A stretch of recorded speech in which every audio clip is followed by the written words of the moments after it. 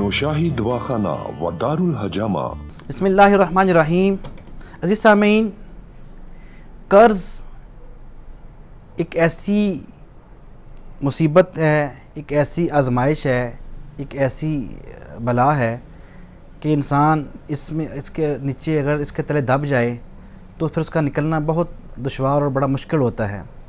اس لیے ہمیں چاہیے کہ ہم جو ہے وہ اپنی محدود جو آمدن ہے اس میں رہ کر گزارا کریں اور قرض سے حد المقدور جو ہے وہ بچنے کی کوشش اور دعا کریں۔ نبی اکرم صلی اللہ علیہ وسلم بھی قرض سے جو ہے وہ پناہ مانگتے رہے، روایات میں آتا ہے۔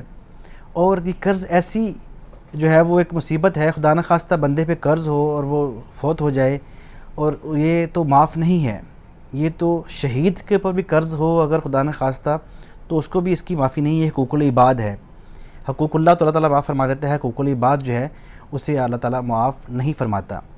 تو آج ہم بات کریں گے کہ ہمیں اگر ہمارے اوپر قرض ہے، یقیناً ہمیں ایک اپنی نیت، کوشش، کاوش کرنی چاہیے اس کو اتارنے کی۔ تو ہم اس کو خدا کی مدد سے ہمارے شامل حال ہو، اس کے لیے کیا ہمیں جو ہے وہ وظیفہ یا کیا عمل کرنا چاہیے۔ تو عزیز سامعین،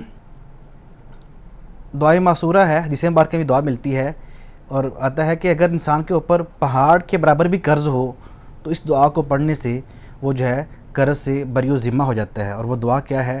اس کو پڑھنے کا طریقہ کار یہ ہے کہ جمعہ کے دن، جمعہ کی پہلی اذان سے پہلے اور امام کی خطبہ جو ہے وہ تقریر، سپیچ شروع کرنے سے پہلے مسجد میں جا کر 11 مرتبہ درود تنجینہ پڑھ کر، اس کے بعد پھر جو ہے وہ 11 مرتبہ یہ دعا پڑھ کے، اس کے بعد پھر 11 مرتبہ درود تنجینہ پڑھ کر اللہ تعالیٰ سے سجدے میں جا کے دعا مانگیں کہ اللہ تعالیٰ آپ کو اس قرض کی مصیبت سے، آفت سے نجات دلائے، اور ساتھ نیت کریں، تہیہ کریں، عزم کریں کہ آپ قرض اتارنا چاہتے ہیں تو انشاءاللہ اللہ کی مدد شامل حال ہوگی اور آپ کو قرض اتارنے کا اللہ تعالیٰ اسباب جو ہے مہیا فرمائے گا۔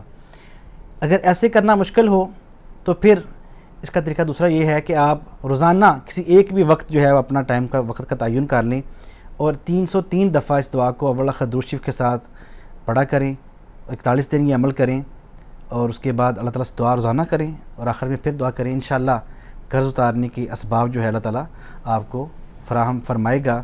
اللہ تعالیٰ ہم سب کو قرض اور اس کی اسباب اور اس کے عذاب سے محفوظ فرمائے۔ نوشاہی دواخانہ و دار الحجامہ۔